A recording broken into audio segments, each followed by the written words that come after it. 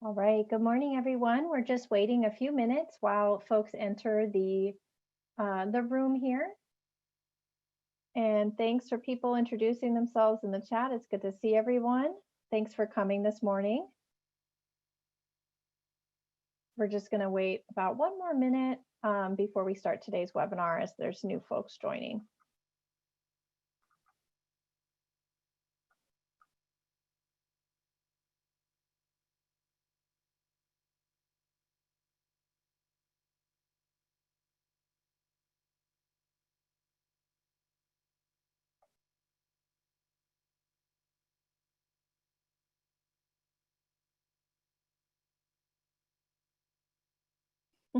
I guess I should say good morning since some folks are joining from the East Coast or the Midwest. Just turning noon there. So thanks everyone for joining this morning. And we'll go and ahead and get started with logistics as I know more folks are entering the room here. But we'll get started on time so we can have as much time for Q&A at the end as possible. So good morning officially and welcome to today's webinar, Tax Filing 101, Expanded Federal and State Credits, Put Money in the Pockets of Transition Age Youth. Just a simple reminder that using Zoom webinar, you'll be able to enter questions into the Q&A part of the control panel. Our Q&A will be answered at the end of the webinar, and we will post our materials to the JBay website and follow up via email with a link to the recording and materials from today. So you will get all of this and be able to share that with any colleagues who couldn't join us. But again, we will be posting, and please put all of your questions in the Q&A. With so many people joining, it's hard to monitor the chat questions. So go ahead and put those in Q&A. Today's agenda is action-packed, and we have a lot of great presenters here today to give you all of the information to get you started and confident with this year's tax season. So we do have conversations about the benefits of tax filing for transition age youth, how to have those conversations and kind of inspire people to go and get their money. We're going to review the laws and tax credits available that help lift Californians and others across the country out of deep poverty through cashback refunds. We're also releasing today our 2022 materials that will help you spread the word to young adults and help you file with confidence and for free. We have our guest speakers who's going to talk about their work to improve tax filing and boost the income of transition age youth in Santa Clara County, and how you could replicate similar practices in your areas. And then we'll share some upcoming events that will allow young people to file for free and receive tax assistance through IRS trained providers. So we've got some materials, legal information, ideas for how to get this information out there, and some actual events that young people can attend. So a lot of content and good information for you today. We have a star-studded lineup here of panelists, including Alexis Berries and Chris Torres, who are some of JBay's youth advocates, Andrew LePage from the California Franchise Tax Board, myself, Anna Johnson from John Burton Advocates for Youth, Cindy Guillen from Santa Clara County Social Services Agency, and Elizabeth Wells from the Law Foundation of Silicon Valley. Well, I'm so thrilled to see so many people joining us this morning. We really need your help spreading the word to California's 3.8 million transition age youth who are wondering, do I have to file? Should I file? Do I owe money? Will I get money back? How do I do this? Am I doing it right? And a lot more questions that I'm sure you're all starting to field. So it's critical that every youth receive help to file correctly and receive their refund. A lot of young people, which I'll talk about next, have been hit hard by the pandemic, and they've lost work, they've lost income. They're paying more to work from home or study from home for school or to get things delivered to be safe, the PPE expenses of the pandemic, difficulties accessing childcare or returning to work because of childcare issues. All of this is really costly. And we've also heard that young people have a hard time getting their stimulus checks, and there were 3 of them. So the best way to recover any missed payments is by filing your taxes. And tax filing actually can lead to a huge boost in income, which I want to just encourage people that we can help people in this pandemic right now cover some of their pandemic losses with their tax refund. And it's a big part of why we're doing this, is that critical poverty support and recovery. There's also some very exciting legal changes that are going to boost income of young people who file this year. First, first boost that I'll talk about is the federal earned income tax credit. This is a refundable tax credit for anyone in the United States with a social security number or who's a resident with legal permits. For the first time, 18-year-olds who are foster or homeless youth will qualify for this. In prior years, you had to be age 25 or older to get this. So for the first time, this credit's available to our transition age youth. If you're 19 or older, you can, and as long as you're not claimed on someone else's taxes, you also can qualify for this. Now, this is up to $1,502 for single filers who are individuals, and more than that if you're a young parent or any parent of any age, actually. So for this other number is $6,728 for a parent of 3 or more children. So in our materials we're releasing today, we tell you more about this credit. One really important thing that's in our materials that I'll talk about later is that for 18-year-olds who want to claim this credit when they file, they actually have to check a certain box, 27A, which is about this credit, and it will make sure that the IRS verifies that they were a former foster youth, current foster youth, or homeless youth in order to get that $1,500. So checking that box and instructing you to check box 27A, it's part of our checklist in our materials later, and it's a really important step. Now, some people who might have already filed may have said, I didn't get that.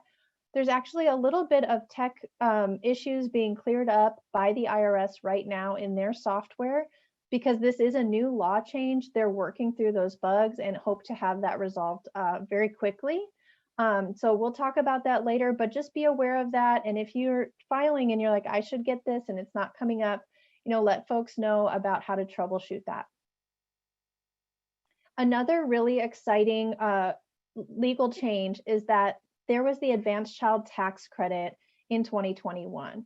So what that did was it increased the amount of a tax credit for parents up to $3,600 for parents of children ages 5 and younger in 2021, and $3,000 if the child is age 6 to 17 in 2021. And the reminder here is that you don't actually have to have earned income to qualify for this credit. So you just file whether or not you had earned income in 2021 and you can receive this. And just to recap, for people here in California, we've had some really exciting changes in state law that will boost the income of people who file. So before 2018, you had to be 25 or older to get the California Earned Income Tax Credit. But starting in 2018, they lowered that eligibility to age 18 years old. And in 2019, the Young Child Tax Credit was added to give qualifying parents with a child under the age of 6 another $1,000 of a refund in their tax return. And then in 2020, tax filers who file with an individual taxpayer identification number now qualify. So that means people who are undocumented and in working in California can now receive these credits, which can be hundreds or thousands of dollars in their refund. So check out our materials for more information on that. Now, just telling people that there's money available to file doesn't always do the trick. But when we help transition age youth get the information they need and get a free tax appointment or service, the results are very impressive. When an adult supporter or trusted messenger reaches out to young adults to help them file, they actually do so. And when we did this in a pilot last year in Santa Clara County, 45 youth received a service through a local free tax service called a vita site. And it was designed to file taxes for current and former foster youth in that county. And those 45 youths received over $135,000 in state and federal tax refunds, which boosted the income of parents by 42% and by single filers by 14%. The average return was close to $3,000. So you being here today, spreading the word and getting this information out and helping young people get a free appointment is going to really significantly help them. You can learn more about that pilot and the results and how Santa Clara County did that and the impact, the positive impact it had in our report here on the website. And because of the success of that pilot, this year we are expanding that project. So the Foster Youth Tax Project will be working in 6 counties where there will be a volunteer income tax assistance site set up dedicated to current and former foster youth. And the project is supported by funding from Golden State Opportunity, Pritzker Foster Care Initiative, Tipping Point Community Foundation, Walter S. Johnson Foundation, United Way Bay Area, and the United Way of Fresno and Madera. And we couldn't be more grateful for this opportunity because each dollar of investment from those funders is really going to lead to a good turnaround for our young people and for those local communities, getting those federal and state credits that are then going to be spent and turned around helping our local economy and our young people. So you'll learn more about the partnerships with these 6 counties and the partner organizations running those sites. Which brings me to our next panelist, who actually last year was able to file with a similar site, a site where they were able to get a free tax appointment and have assistance filing their taxes and claiming all of their credits and getting all of their money back in their return. So good morning, Chris. Thank you for joining us, and I'll hand it over to you to talk about your experience getting a free tax appointment at the Dream Center in Bakersfield.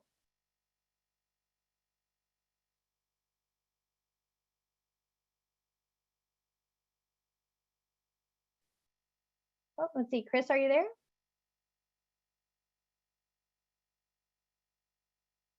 Let's see.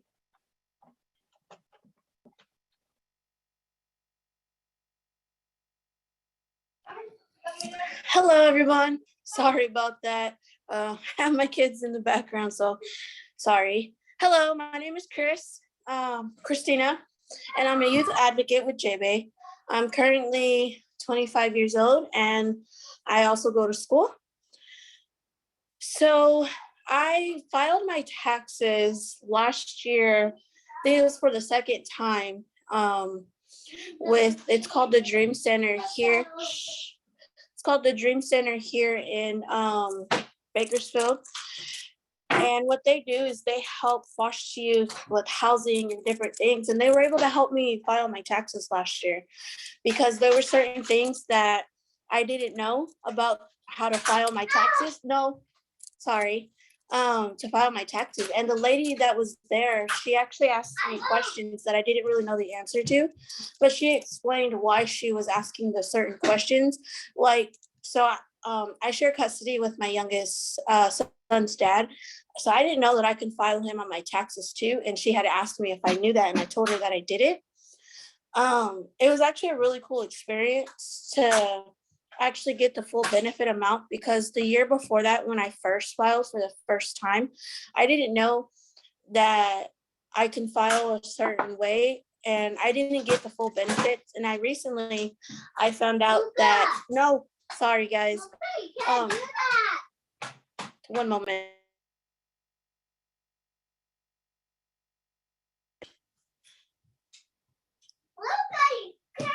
Sorry. So I didn't file my taxes right the first time that I filed my taxes. And I just recently found out from JBay that you're able to go back and refix your tax returns up to 3 years, I believe, which is really cool and very interesting. I think last year was more better than the previous year because I got the full amount. The previous year, I didn't file right, so I didn't get the full amount. So I think I think for anyone, it's the most important is to ask questions if you don't know, and if you don't understand how to file your taxes, it's okay to ask questions, because I had to ask questions, and now this year I know how to file my taxes and to get the full benefit amount. Um, so my refund helped me with my family by paying bills, a lot of bills. It's been really hard since the pandemic, losing my job, and I have 3 kids that I take care of. So it's I all of my money went to bills, went to moving, it went to buying my kids new beds, dressers, shoes, clothes, just all the basic necessities that they needed. I was able to like spend a little bit for them to have fun, but it mainly went to priorities, which is mainly bills, like my light bill, my rent, phone, cable, just all of that. And I think taxes helps in a really big way, especially for youth who are struggling. Because I know I've struggled, and I know I'm not the only one that's struggling. So I think the only thing I would have to say is take full advantage of what's going on with our taxes, with all these tax child credits, foster youth credits. If you don't understand it, just ask. And I'll pass it back to Anna. Thank you. Thank you so much, Chris, and thank you to the Dream Center for providing a volunteer income tax assistance site that obviously helped one of our advocates, but a lot more people last tax season. So the next item that we're going to cover today is the benefits of tax filing, sort of our tax filing 101. And we're going to be joined by the Franchise Tax Board's Andrew LePage next. And Andrew joins us today to cover a lot of the laws and the different credits and the different resources that are up and available on the Franchise Tax Board website to help with outreach and to help people file for free. So thank you for joining us today, Andrew, and I'll hand it over to you. Thanks, Anna. Can you hear me okay? Yes, I can.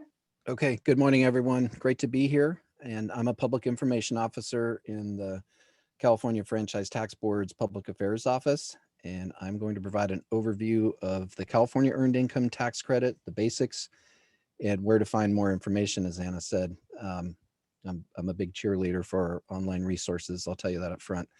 And later I'll provide a list of links to some of the most important FTB and other online resources.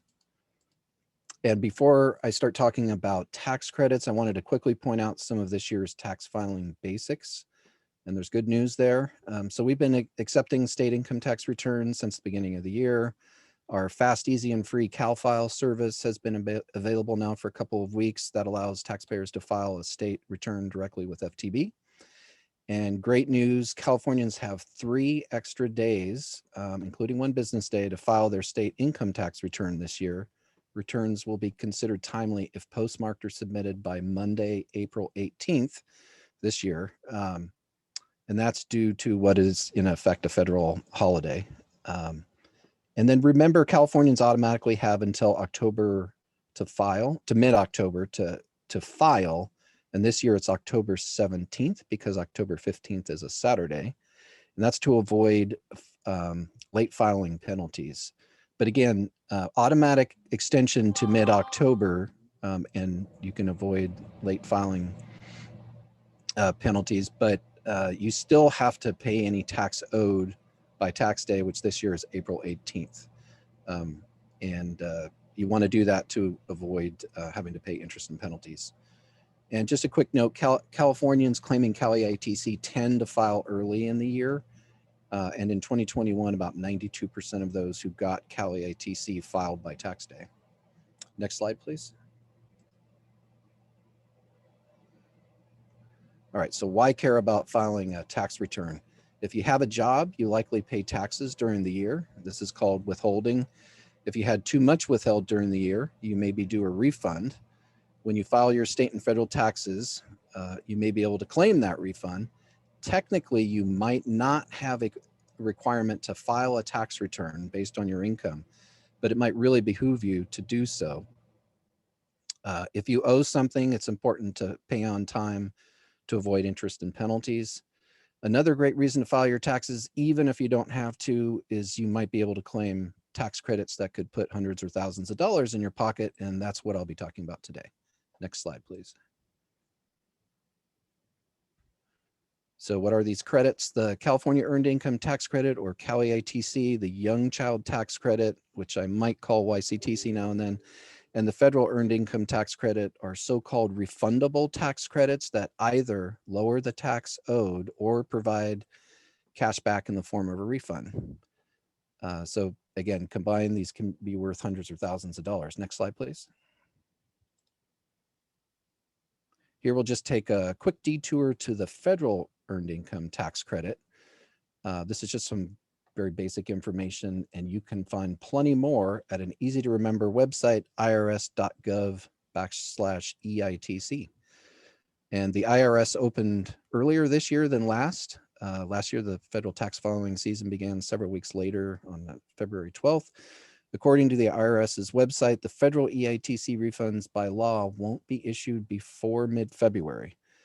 And just to note, FTB doesn't hold CalEITC refunds. It issues them within the same timeframes as any other refund. Next slide, please. So a little background, quick history. CalEITC was created in 2015 as a supplement to the federal EITC, which was born in 1975. The program has expanded considerably in recent years, which I think Anna mentioned, affecting more lower income Californians. The age and income ranges have been expanded. And of course, a couple of years ago, the state added the Young Child Tax Credit. In the first 4 years, about 1.1 billion in CalEITC credits were awarded. And then last year alone, almost 1.3 billion in combined CalEITC and YCTC were awarded, which was up from about 1.1 billion in 2020. Next slide, please. In terms of some of the CalEITC basic eligibility requirements, this is sort of thing we stress in our CalEITC marketing materials I'll talk about later. And I'll specifically address ITIN eligibility, which was new for tax year 2020 in a moment. I should point out that in terms of the age requirement, CalEITC has historically differed significantly from the federal EITC. As Anna mentioned, federal EITC age requirements were changed for tax year 2021, specifically where the minimum age is 18 for qualified former foster or homeless youth. Otherwise, the minimum is generally 19. And also for 2021, there's no upper age limit. One thing to keep in mind for both the state and federal credits is the age limitation does not apply for those with a qualifying child. So you can, for CalEITC, you can be under 18 and qualify if you have a qualifying child. Next slide. These are just more of the basic CalEITC eligibility requirements. Note that it doesn't matter how long you work during the tax year, but you must live in California for more than half of the year, at least 184 days. Investment income probably isn't an issue for most of the population we're addressing today. And to qualify, you can't be claimed as a dependent on someone else's return. Next slide, please. So in terms of qualifying as an ITIN filer, the process is the same for those filing with a social security number or an individual taxpayer identification number, or ITIN. And FTB treats ITIN filers the same way as any others filing their state tax returns. FTB might occasionally seek to verify a taxpayer's identity and eligibility for the credit by requesting, for example, a copy of a social security card for a filer using a social security number, or a copy of a passport or other identifying document for an ITIN filer. And note that FTB does not share information from tax returns with any federal or state agency for the purpose of determining someone's immigration status. Next slide, please. So the Young Child Tax Credit, you have to, first basic requirement is you have to qualify for CalEITC. You have to have at least one child under the age of 6 at the end of the tax year. The maximum award per return is $1,000, and the average award last year was around $930. And like CalEITC, the Young Child Tax Credit phases out as income rises. And an upcoming slide will illustrate how this phase out works. Next slide, please. So moving away from the big picture toward the individual level, here are the income limits and the maximum credit by family size for the state and federal earned income tax credits. You see the maximum income someone can have and still qualify for Cal EITC and the federal EITC. And there's also the maximum credits that can be awarded for tax year 2021 based on family size. As Anna mentioned, I think for 2021, the maximum credit for individuals without children has gone up to 1502, and it was 538 last year. And as you can see here, for some people, the combination of the credits can really add up. A family with 3 or more children can qualify for almost 9,900 in combined Cal EITC and the federal EITC. Plus, if that family qualifies for the young child tax credit, which isn't included in this table, that could add up to as much as 1,000 more. So by maxing out everything, you'll be looking at close to 11,000 in combined state and federal credits. However, most families don't get that much. And the median Cal EITC award last year, the point where half of the recipients got more and half got less, for a family of 3 or more children was about $380. So those much larger numbers are possible, but there are a whole bunch of people that don't get that amount. Next slide, please. This is just a quick look at an estimate of how much a couple filing jointly with 3 or more children might receive between the state and federal credits with an income of $15,000. And this is from FTB's EITC calculator online, which I'll show you in a few minutes. It gives an estimate for both the state and federal credits. The breakdown is 6728 in federal EITC, 597 in Cal EITC, and in this case, 1,000 for young child tax credit. Next slide, please. Okay, so what I'm trying to show on this slide is the relationship between tax year 2021 income, family size, and the Cal EITC credit amount. And the chart shows the income range for the maximum Cal EITC credit based on family size. And remember, each colored line indicates number of children in the family. And initially, you can see as income climbs, so does the credit. But then the credit amount peaks and phases out as income increases to 30,000. This is, by the way, this is all taken out of the Cal EITC credit table in the instructions for FTB form 3514, the form used to claim Cal EITC and young child tax credit. If you look at the top 2 lines, for filers with 2 or 3 or more children, the maximum credit tops out when the annual income reaches 8,300. So you can see that those getting the maximum credit have very low incomes. Next slide, please. And this slide shows how filers who qualify for the young child tax credit will get the full $1,000 credit if they have earned income between $1 and $25,000 in the tax year. After $25,000 in income, the credit begins, as they say, to phase out, meaning gradually ratchet down to 0 once income hits 30,000. And basically, with young child tax credit, for every $100 that earned income exceeds the $25,000 threshold, the credit declines by 20 bucks. Next slide.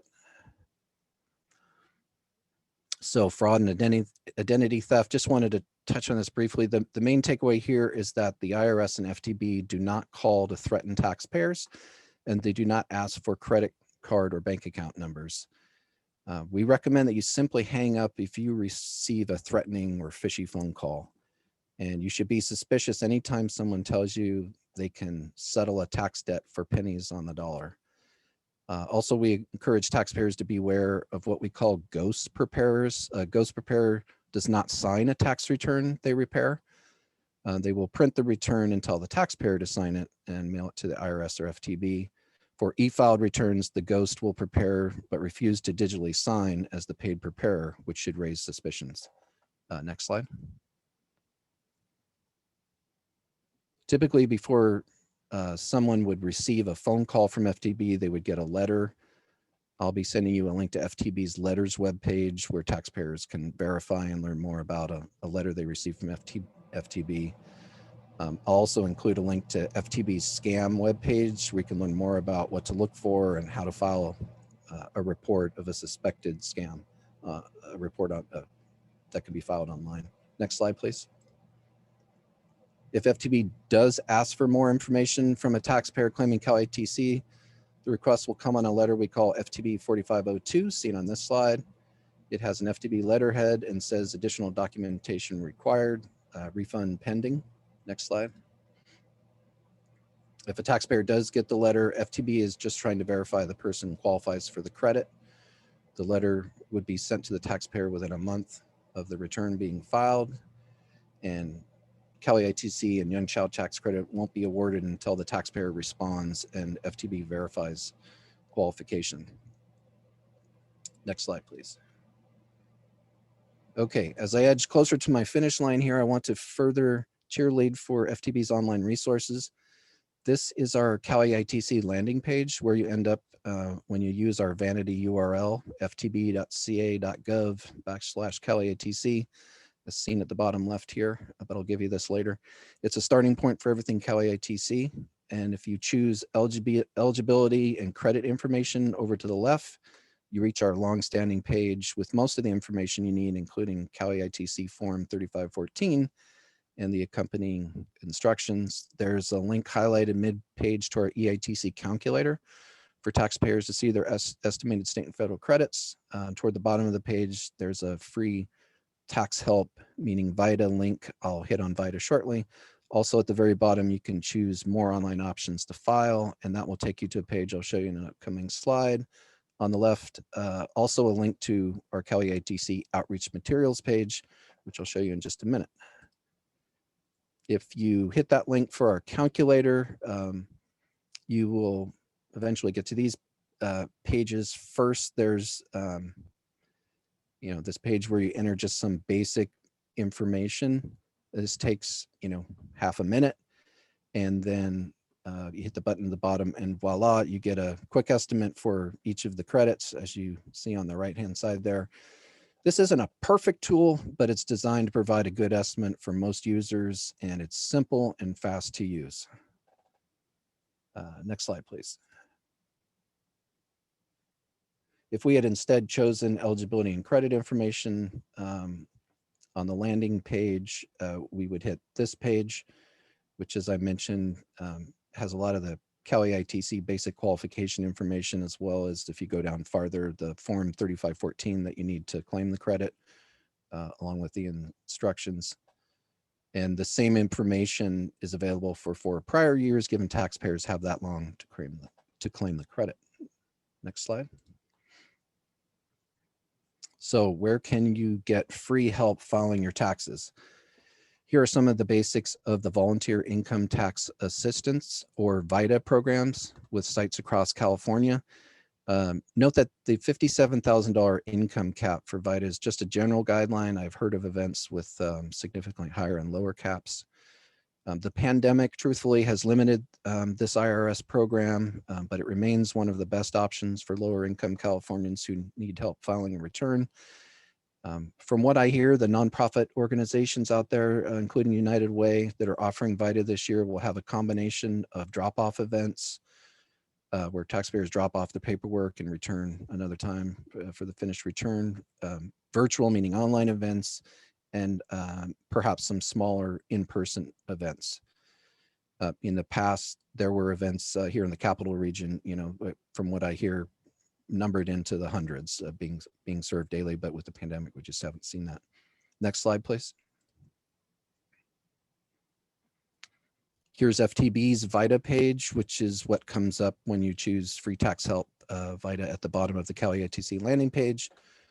As I indicated, because of COVID, there are fewer VITA sites than before the pandemic, but the good news is that we'll still see growth in the number of sites as we get deeper into the tax season. The IRS updates a list of registered VITA sites weekly, so it's important to check one of the VITA locator tools, either ours or the one the IRS maintains, and it will show virtual and in-person sites. At the bottom of this page, you see the find location button that will take you to a page where you can enter a zip code, city or county to find locations. And just a quick warning on FTB's locator, if you choose zip code, it's just going to look in that zip code, not the surrounding area. Also, we recommend confirming on the day of your appointment that the VITA site is open, given things can change fast during the pandemic. Next slide, please. This is FTB's File Online page, and it's what pops up when you choose More Online Options at the bottom of the Cali ITC landing page. There's a lot on this page, including some free options like FTB's Cal File and the IRS's Free File. Something not on this page is United Ways of California's myfreetaxes.org. There's also options such as TurboTax that may charge a fee. There's a link to a page that allows you to search for tax professionals authorized by FTB and the IRS. Next page, please.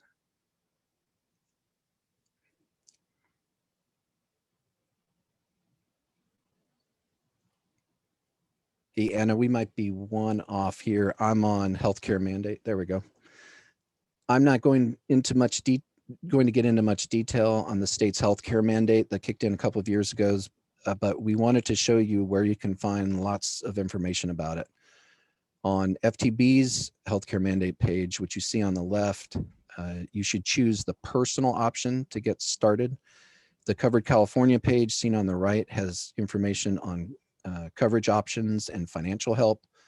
I'll provide links to both pages. Those who fail to have qualifying healthcare coverage may face a penalty when they file their return, and FTB's healthcare mandate page includes a penalty estimator. People facing penalties can reach out to FTB to discuss a payment plan. The really good news for us here today is that a lot of the folks who will qualify for Cali ITC will also qualify for state financial help to cover the cost of the state healthcare mandate, and many transition age youth receive Medi-Cal. So let's just go to the next slide. Where last but certainly not least, I'm going to talk a little about FTB's Cali ITC education and outreach resources in case you want to help us spread the word. We'll be doing that with a range of marketing materials, flyers, brochures, and posters, and they're all available digitally this year for people to download and print as needed from our outreach page.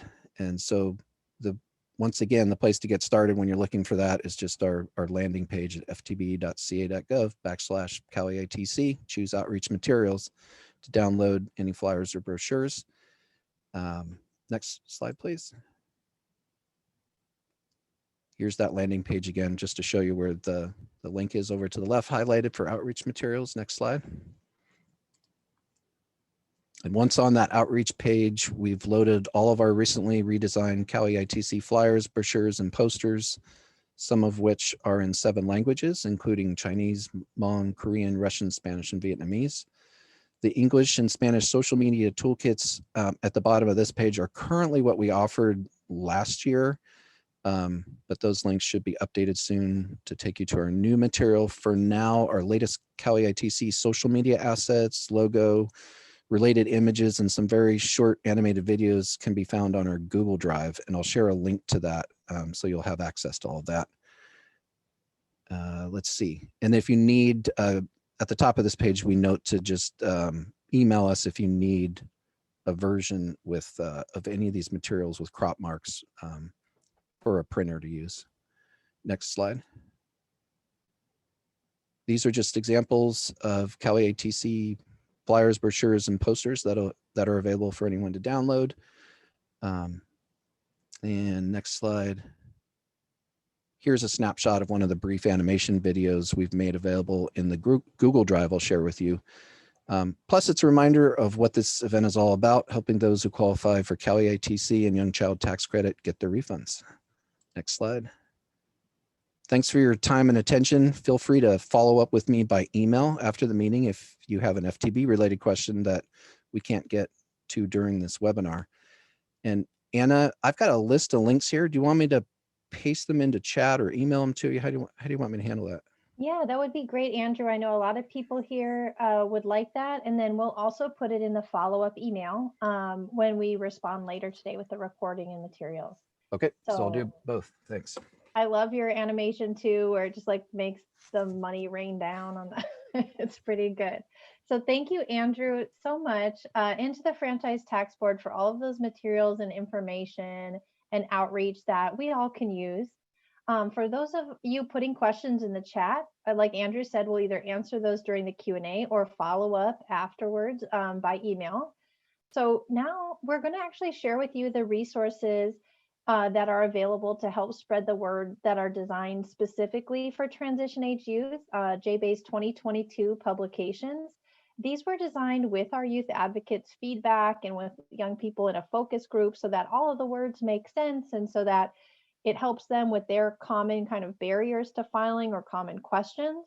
And we'll also be using the questions and answers in the Q&A on a public FAQ that we're working on with Youth Law Center, CLASP, and Schoolhouse Connections. So just, keep the questions flowing because we are going to make a public FAQ available throughout the tax season so that you have that reliable answer and information when you need it. So the first thing that I want to highlight here is we have a main landing page where you can access all of these 2022 tax filing resources. And I'll preview each of these, what they contain next. But these, again, thank you to our advocates and our partners for helping develop these and get this information correct. So the first item is JBA's tax filing guide. And you can get that at this link. In the guide, we have key terms to know, cashback credits explained, a lot of details. A lot of the Q&A are asking specifics about the EITC or the Cali ITC, and it's all in this guide. There's also a really important part of this guide that covers special considerations for foster youth or homeless youth or students in college and what they need to claim their credits and certain considerations. So for example, we walk through like, what if you don't have a bank account? Where can you have a paper check mailed? What if you don't have an address? You can't have a paper check mailed. File with your bank account or use a local clinic or shelter address so that you can get your refund there or get a debit card. So we walk through those. Another example is if a young person is currently in juvenile hall, they can be supported with an online internet access to file, or they can ask for an extension and file after their release between now and October 17th, or someone can bring their documents in. So we kind of walk through different common scenarios in this guide. So if you want to check those out, it really tells us how to handle things. Like if you're in foster care, you don't count your SILP payments or infant supplement payments as income, and those should never go on your taxes. This is that common guide that really helps answer those specific questions that young people have and that we may not all know the answers to. The next resource that is on our page is the tax preparation checklist. And this checklist actually is user-friendly, removes the tax filing jargon and kind of a lot of the hums that young people have when they're looking at these resources. But it tells you exactly what you need, personal documents, what you need as far as earnings documents. It tells you about all of the credits that you might qualify for and how much money those credits are worth. It also explains what to do if you're missing a document, how to get that, or if you need to contact the IRS, it tells you how to do that. And then this checklist has links to more information. So if youth do want to learn more, it'll take them to a picture and a description of that IRS form or the tax document they need. And it really is a nice visual. And this is a great resource as well. At the end of the checklist, it has a number of free filing options that are online or appointment-based and how to request an appointment. And those are all explained in this checklist. So it walks you through how to be ready to file and then where to file for free without charge.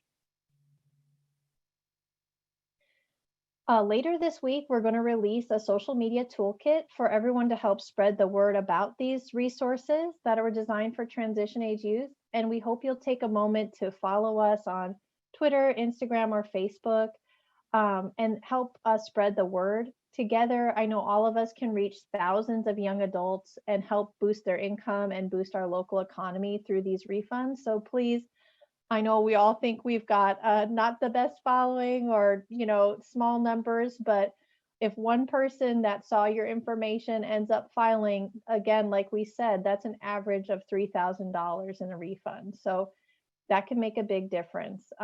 So thank you for helping with that.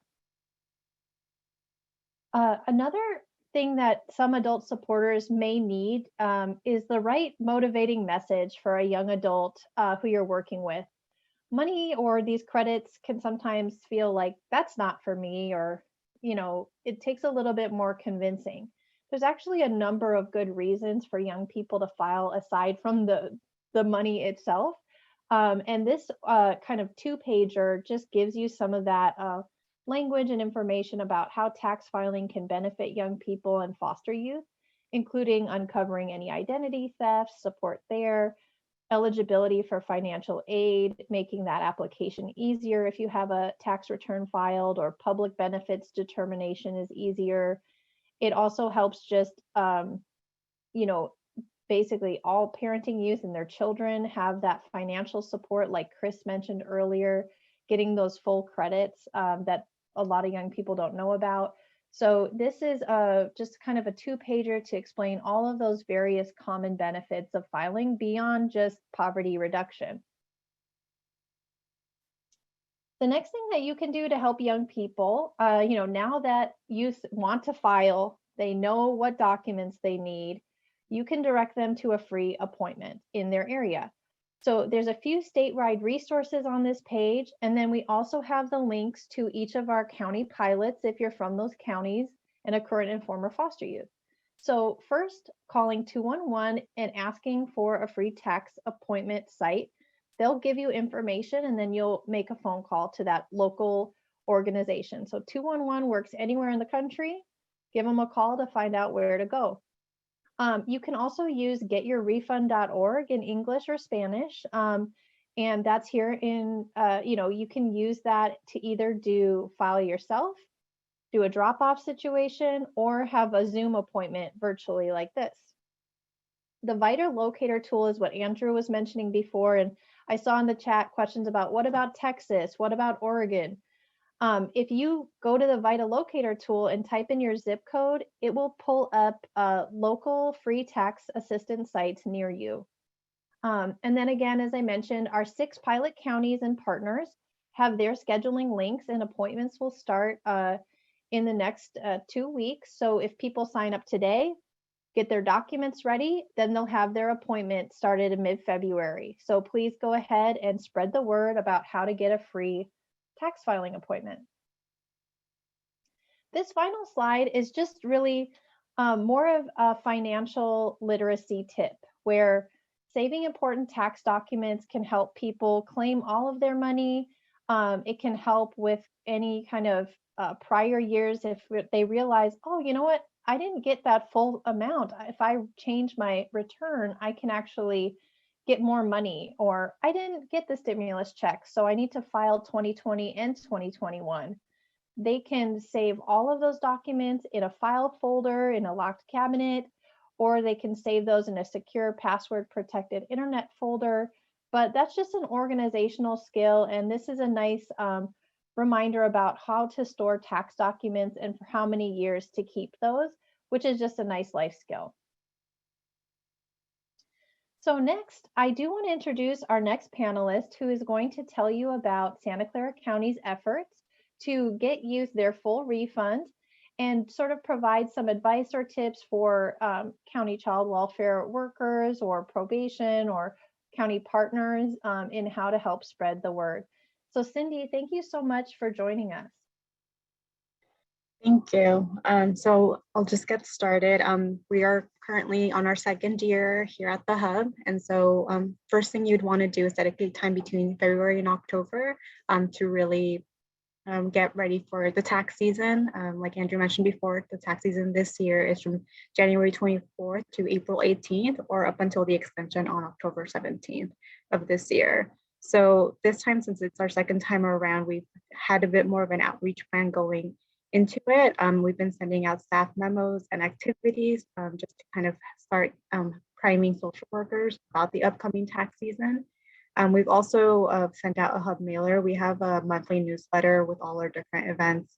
And so we've been promoting the upcoming tax season since December, just to start getting youth and community partners aware of the service that we will be providing this coming year. That included a lot of outreach blasts and circulation. We do have also a list of phone numbers and emails of different youth that have signed up for previous events and activities. And so we have been constantly providing updates. We did start an RSVP for this year. So the flyer on this slide is our outreach flyer that we've been providing to youth and partners. On it is a QR code that's accessible through a phone, and youth are able to be redirected to a form on Google Doc where they can provide information about their desire to RSVP for an appointment. So we are looking at starting our tax season, our official schedule starting mid-February, but a lot of youth have shown interest in this. And so by having this available ahead of time and allowing youth to self-register for an upcoming appointment, that has been helpful. So right now we have around 37 youth that have already shown interest. And so we'll be reaching out to them to finalize an appointment and make sure they have all their documents up to date and ready to go before the appointment. So along with that outreach and the circulation, we have been looking at tax event dates and times. So we'll be hosting some Saturday days at the hub to be able to help youth where Monday through Friday might not be the best because of their work schedule or school or whatever's going on in their lives. So the site hours of operation, those are also really important to know.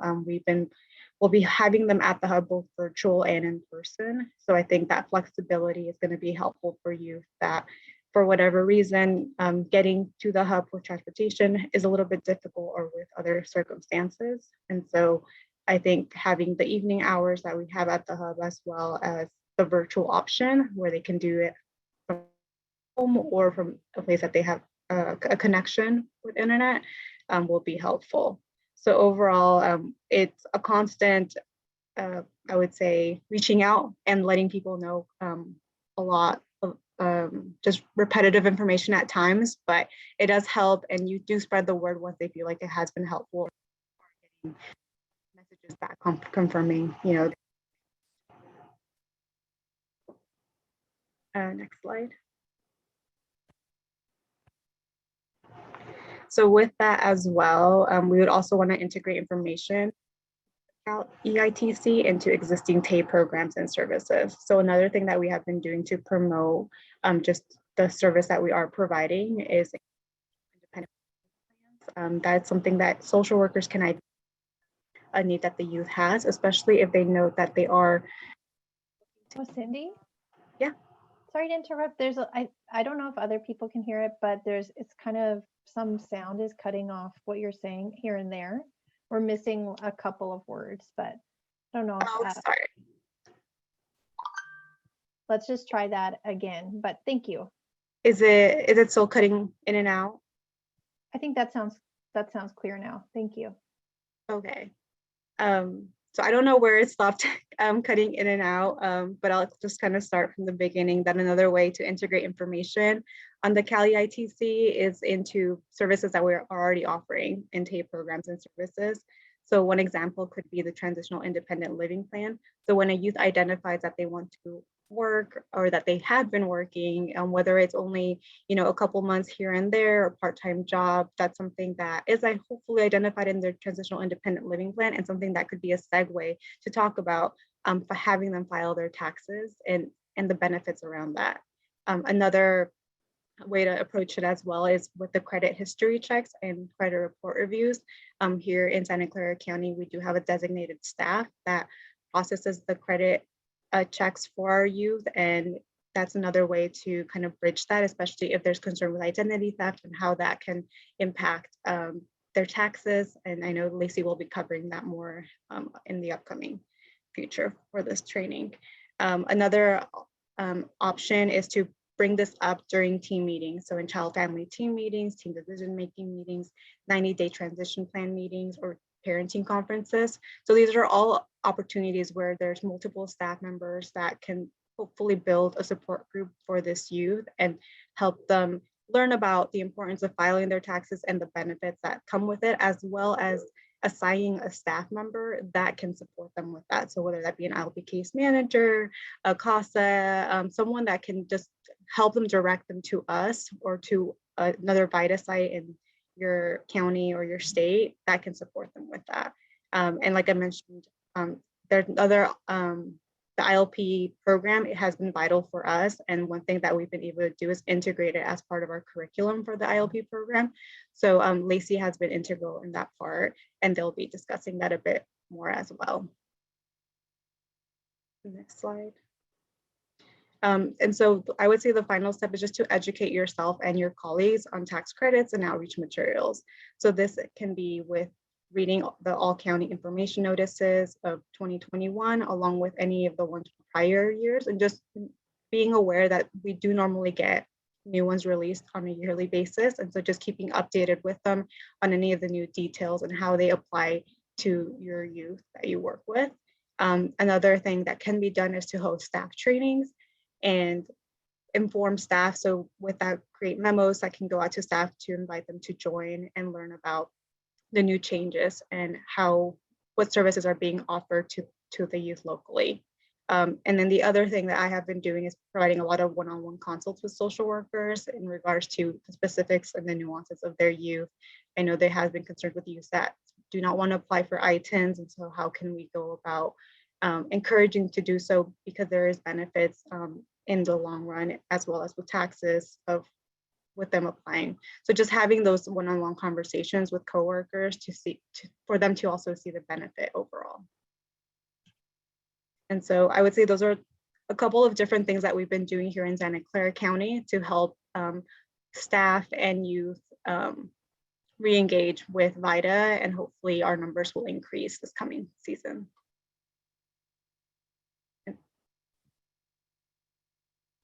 Great. Thank you so much, Cindy. I really appreciate all of the work that you're doing in Santa Clara County for our young people and for our, county staff who, don't get the training on tax law, might not know all the changes year to year. And with that support, they can advise their young people with correct information and get them the help that they need. So you're all doing amazing work, and I really appreciate it.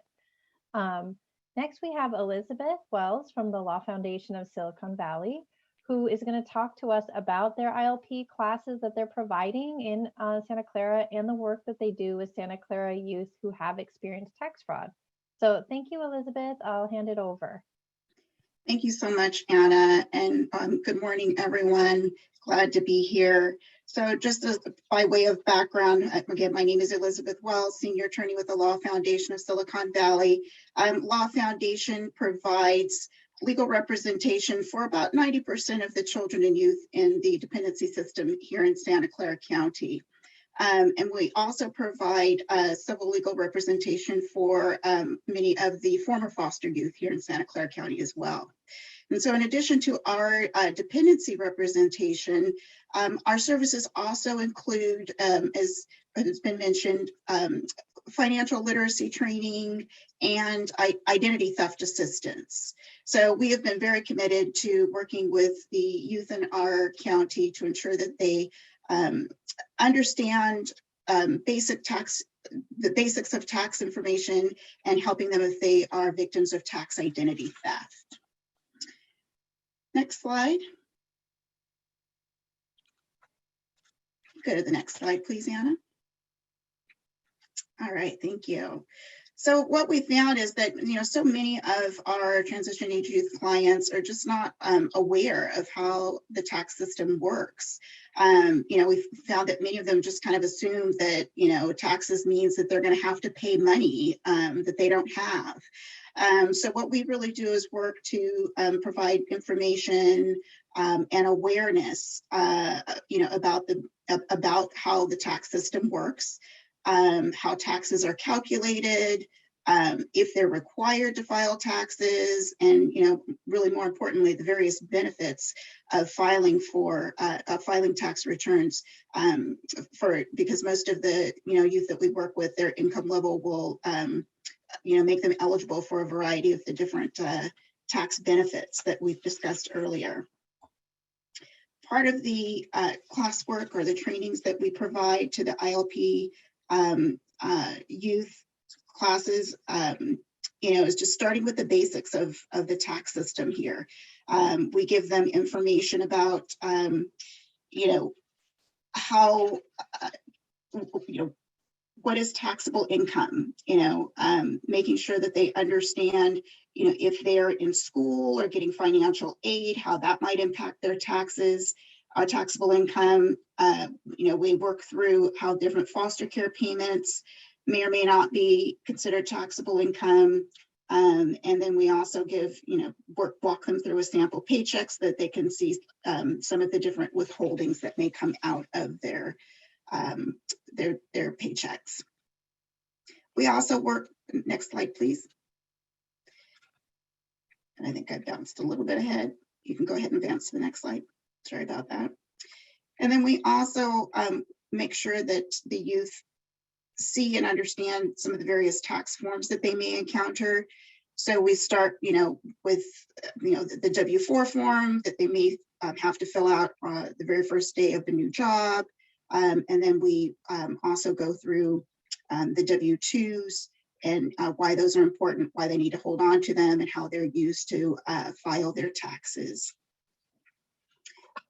And so we also review in the trainings all of the, the various tax credits that Anna and Andrew have already previously discussed, the earned income tax credits, Cal earned income tax credit, the child tax credit, the education tax credits, and make sure that they understand the eligibility criteria for those tax credits.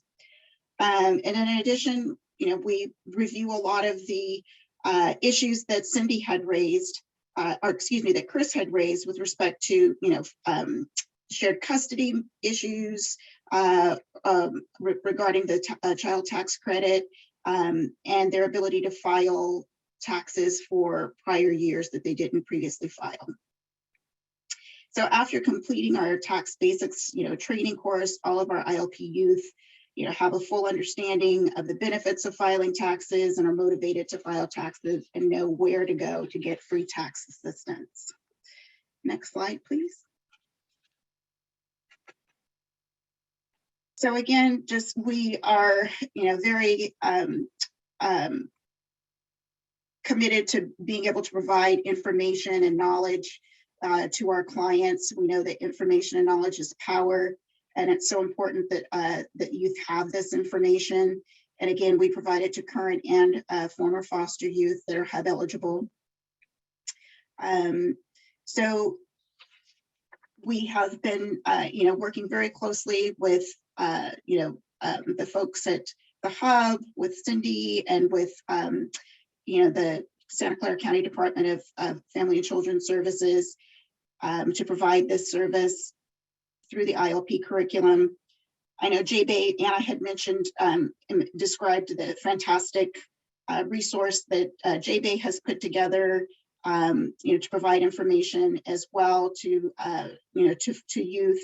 But what we've done is we've sort of incorporated all of this information into an ILP curriculum.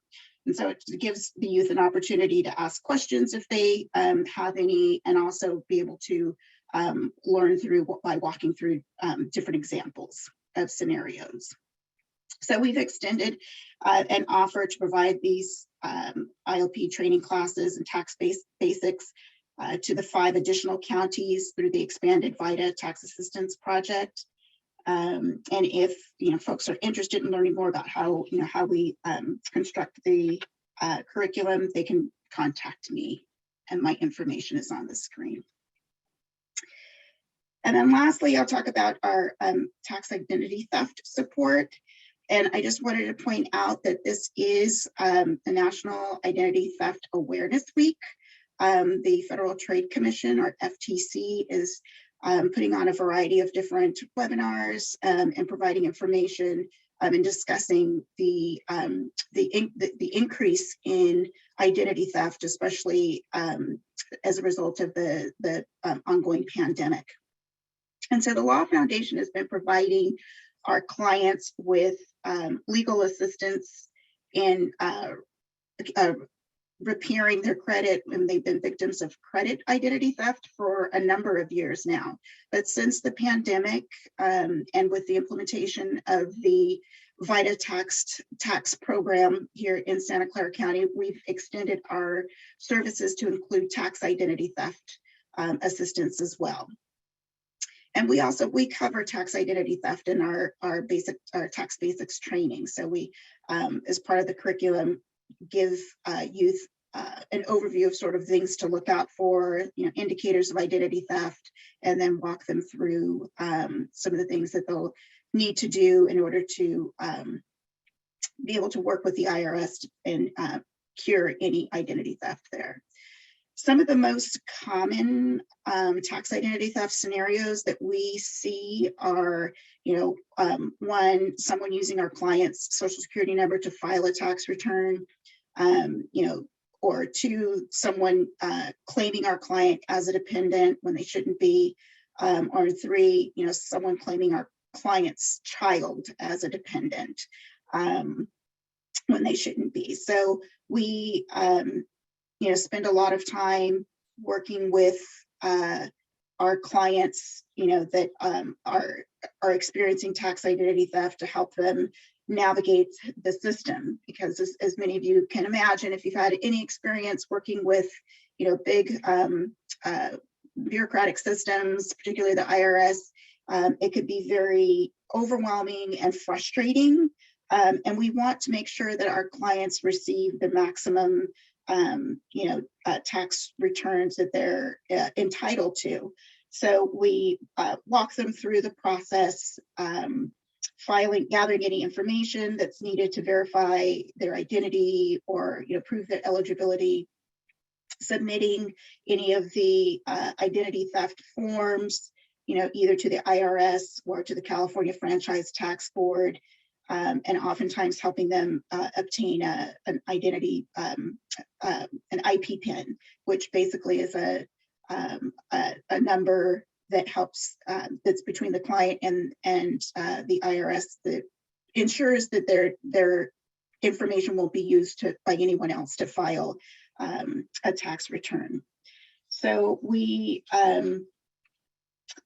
just as an example, we had a situation recently where a client had lost their wallet. We worked with them to check their credit. We also made sure, I made a note and told them to, as soon as they got their W-2, to file their tax returns quickly. And of course, lo and behold, as soon as they tried to file their tax return electronically, it was rejected because someone else had in fact already filed a return using their information. So we're able to work with clients to navigate that process, to fill out all the forms and go through the steps necessary to prove that they are in fact the correct person entitled to any refunds. We also help them work with other agencies to make sure there's identity theft and to prevent identity theft in other areas. So we may work with them to correct credit reports with the credit reporting agencies. Oftentimes, if we have to work with the Social Security Administration, the Department of Motor Vehicles, or the Federal Trade Commission. So we make sure that our clients are assisted through each step of the process for rectifying identity theft. And I think that's all for my piece, Anna. I'll turn it back over to you.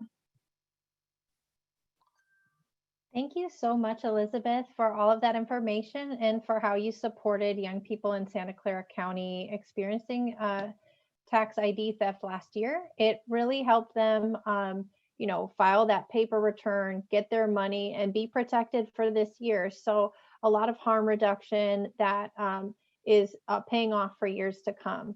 So next we actually have our next speaker, Alexis, who is a youth advocate with JBay, and Alexis is going to share their experience with us and just give some final advice before we move into our final part of the presentation. Thank you, Alexis.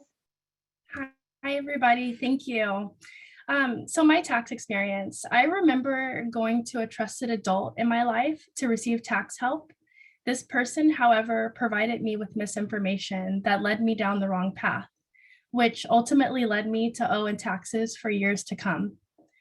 I became in debt with the IRS for over $20,000 from a combination of miseducation and identity theft. While spending over 18 years in foster care and dealing with all of the challenges one is forced to face, the only thing that I became equipped with was day-to-day survival skills. When it came time to file taxes, I didn't have any financial literacy, and I only relied on trusted adults in my life. I was poorly advised to file for bankruptcy with the intent that I would receive a clean slate. At that moment in time, I felt a sense of relief that I would finally be out of debt. Unfortunately, that was not the case. After my bankruptcy, and I emphasize after it was processed, I learned that back taxes were not eligible to be discharged. I have since been connected with a knowledgeable person that has helped me to refile my taxes and finally work towards permanent resolution. Once I was supported with taxes by a viable individual, I became eligible to receive a cashback refund, something that I hadn't seen in years. Knowing that I didn't owe money, my heart was filled with joy, relief, and just so much of the burden of anxiety was lifted. With the extra money, it can provide a sense of relief to young people that they can afford groceries, car repairs, or even have a small safety net for their next emergency. So in closing, without the proper support, you can end up in a devastating financial hole like myself. It's important to not only have a trusted adult, but a viable one who is knowledgeable of your individual circumstances. One who can support you in understanding the differences between a 1099 and a W-4, what you have to do as a contractor to manage your finances versus what an employer can do for you as they withhold your taxes. These are just a few examples of the literacy challenges that I later learned in life. It's most important to support these young people to prevent destruction so that they aren't reacting to it. Targeted support systems that can help youth with financial literacy and filing taxes is crucial. This would remove barriers and misdirection. Thank you. Thank you so much, Alexis, for sharing your experience. I know it was kind of some ups and downs there, and it took a while for you to get the support you needed. And now that you have it, we're back on track. And I think that's exactly what other young people might need to hear, that just like Chris and Alexis have said, you can go and amend prior year's returns up to 3 past years and get back on track with the right help. And all of our links today and resources are there to help you find that appointment, find that resource and support, and to kind of be proactive with your finances and get the money that you've earned, that you deserve, and get those credits that are there for you or intended for you. So thank you so much, Alexis. Really appreciate you. All right, so this actually brings us into our final part of the presentation, where I'm just going to share a couple more ways to help transition age youth today with some upcoming events, as well as a legislative budget proposal by actually a budget proposal from Governor Newsom that we'll ask for your support on this year.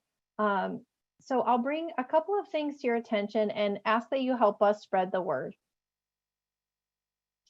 So JBay is very excited that Governor Gavin Newsom has included in the January budget a proposal to establish a foster youth tax credit for current and former foster youth ages 18 through age 25.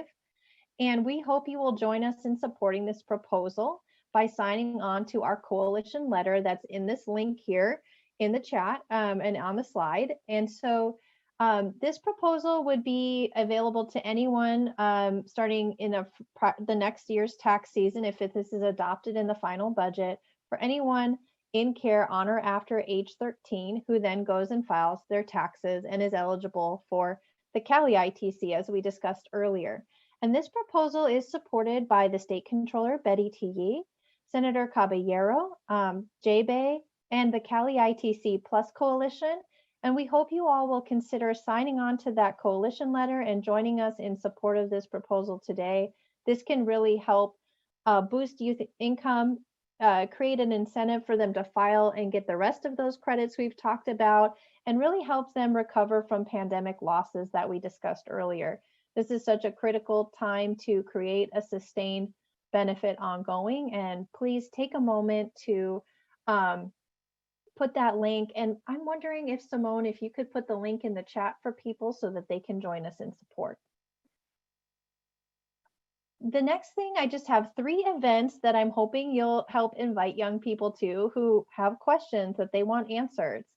So tomorrow, United Ways of California is hosting an Instagram Live with our youth advocates, where we're going to help foster youth achieve financial stability right now by claiming all of their stimulus checks, all of these credits, and knowing how to file. That's tomorrow at 12:30. And if you follow us here on our links to Instagram, you'll be invited to join at that time when we go live. So we hope to see some of you there, and some of the young people you support with join us there to have their questions answered and learn where to file for free. The next event is for community college students and current and former foster youth.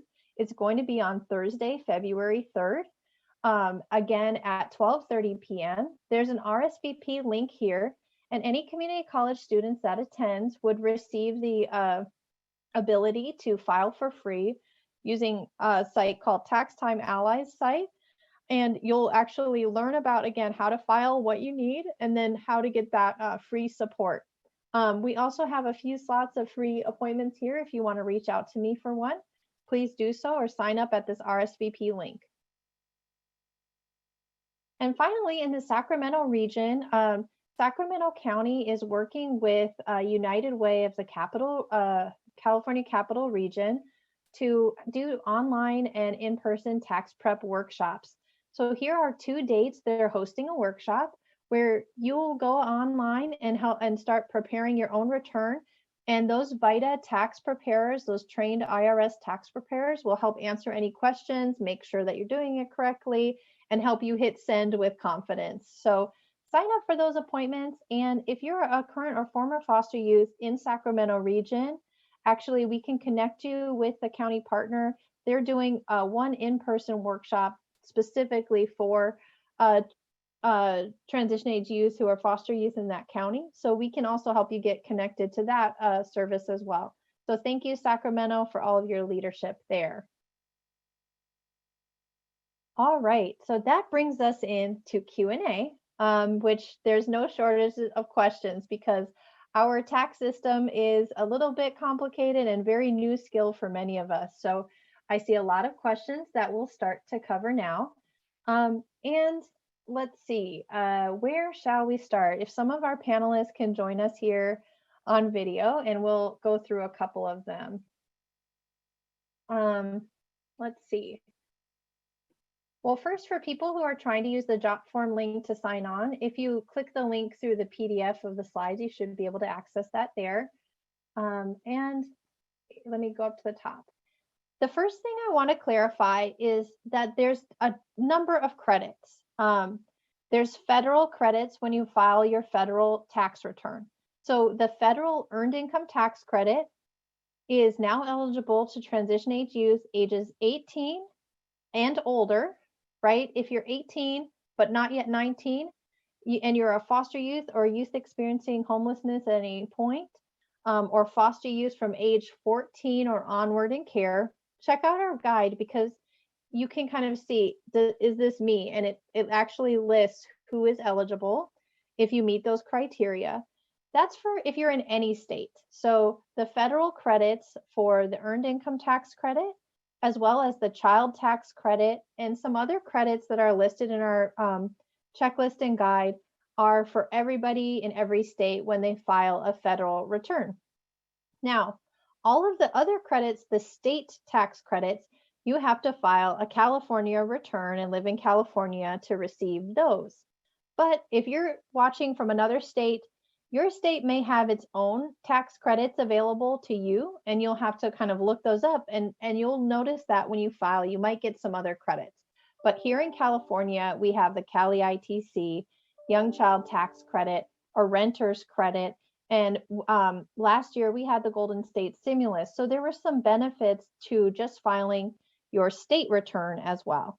So to claim both of those, you file both federal and state returns. So there's a lot of questions in the chat about that.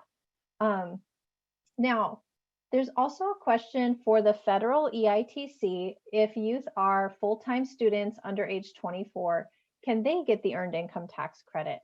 And yes, they can. When they file, they'll have to put in that information, and essentially they can qualify. So check out our guide for more information about that. And if a foster youth, one of the questions is, if a foster youth is being claimed by somebody else, a former foster parent from years ago who's not providing support now, or someone who might have, as Elizabeth mentioned, experienced that kind of tax fraud. If somebody claims them incorrectly, we actually help them file a return, but rather than submitting it electronically, you submit it by paper. And submitting that paper return then triggers the IRS to talk to both you to say that you are the correct person who should get those claims. And then they send a letter as well to the other person who claimed them and said, you know, you have to prove that you were able to claim them as a dependent. And so the IRS then talks to both parties separately to figure that out. So Elizabeth, do you want to add anything to that answer there? And I think you covered it pretty well. I mean, the only other thing I would say is that, you know, you'll have to be sure to, you know, gather all of the documentation, basically evidence to submit to the IRS or to the state franchise tax board to prove that you were in fact living independently. So just making sure that you have all the, you know, all of the requisite documentation, and then following through. Right, just making sure that you respond to all of the IRS or FTB letters or information requests in a timely manner. Thank you, Elizabeth. So another question here is about just the 3 stimulus checks. And in order to get those, you can't have someone claim you as a dependent. So if someone claimed you as a dependent, they received those stimulus checks on your behalf. So it's really important that young people, transition age youth, file on their own, and if they can, file for their own support to do so, to get all 3 of those. So you might need to have a conversation with someone in your life and say, I'd like to file by myself this year, I need this money.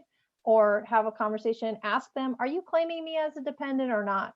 Because sometimes people assume that someone is and they don't claim them, and then they also leave the money on the table. So have a conversation first and then file.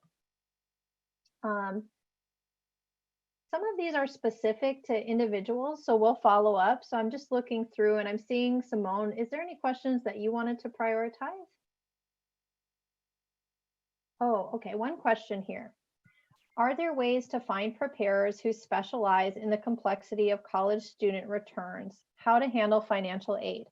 So I can tell you, as someone who just completed the advanced certified IRS test to be a vita site preparer, as well as Cindy here, we actually had to practice this as examples in the training and then pass a test that shows we know how to do this. So, and we know how to do it correctly. And then when you go to a vita site, they actually have someone quality review and make sure that what the first preparer entered is done correctly. So you actually, when you go to a vita site and have that help from any one of those resources in our documents here, you'll have somebody double check it's done correctly. If you want to file by yourself, but with support, like that Sacramento region event, you can enter it and see that you've done it correctly and then make sure by double checking and asking that. So we're really trying to make sure people get their full education credits. There is some information in our guide about how to do that and what counts as a qualified education expense. So please check out those resources. And the next question is, can a foster youth that's younger than 18 but has a child filed for the child tax credit? The answer is yes. Both the state and federal tax credits for children are eligible to people no matter what age they are. So if you are working with a parenting young person of any age, please support them in filing their taxes to get their credits. One is that, does these expectant parent payment, which is a foster care payment, need to be included on your taxes? The answer is no.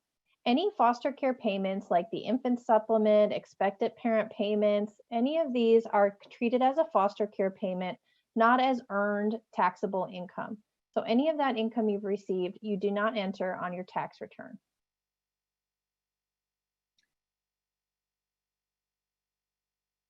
Let's see, I'm looking for one I haven't answered. Simone, do you want to, I'm just kind of scanning Sure. through.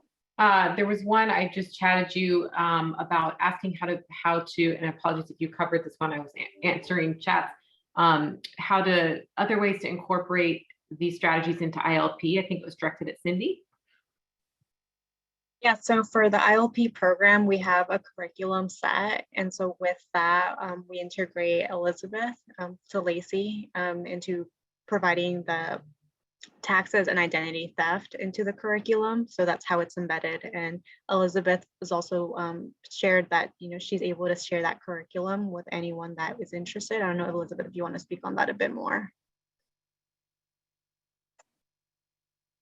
Yeah, so we are working with, we've offered to share those training materials with the other counties that are a part of the vita tax assistance program for foster youth, the expanded project, to make sure that that those projects are successful, or as successful as the project was here in Santa Clara County last year. And then if there are other folks around the state of California who want to get more information about training resources and how they can utilize those as well, then they can contact me. And I believe my contact information was on one of the slides, and Anna may be able to put it in the chat as well for folks who want that. Yes, thank you. The next question that was asked was, does money earned while incarcerated count towards these credits as earned income? And for that, the answer is no. Any money earned while incarcerated does not count. However, when you're released, any money that you've earned does count towards that. Any money before that in that tax year does count. And having any type of conviction doesn't disqualify you for any of these credits. So go ahead and file and get what you can receive on that one. And that is described in our special considerations in the tax guide. One question is just about the difference between age 18 and 19. And so being on the federal EITC. So if you're age 18, a former foster youth or a homeless youth, you check box 27A. That consents for them to confirm you'll qualify for this credit. But if you're 19 and older, you qualify if you've earned $1 and meet all of the other kind of rules. So check out the guide, because that kind of clarifies how to fill that out. But when you go fill out your taxes, you'll notice that you'll get that EITC if you meet those eligibility rules based on your age. So it's slightly different what you have to do. But that's why we encourage people to go to a free supported tax preparer to help make sure you get that right. Let's see. The next question is, someone wants to know how to become a VITA volunteer. So we actually have an interest form, a different job form where you can sign up to become a VITA volunteer in one of our pilot counties or with a general VITA site in your area. So there is a way to sign up. If you email me, I'll help get you connected. And what you do is you have to complete some trainings that are virtually held due to COVID this year. You complete online training and some testing. And then once you've completed that IRS certification test, you get paired up with a site and you tell them, what day and time works for you to volunteer. And then you'll start meeting with clients and helping them prepare a return. So we can get you connected if anyone does want to be a VITA volunteer and join us. I don't know, Cindy, if you want to talk about kind of your like why you like being a VITA volunteer while I check out the next question. That might be a good thing to kind of Yeah. share with folks. So this is the second time I've been certified as a VITA volunteer, and it's actually very insightful because you do get a lot of the like nuances of tax filing and understanding. And so I think in that way it's helpful. It also gives you more concrete, I would say, skills on like what things mean in relation to taxes and how to read a report.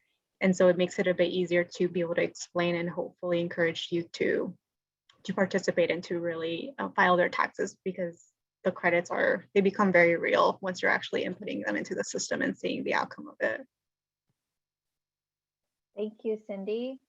So let's see the next question. How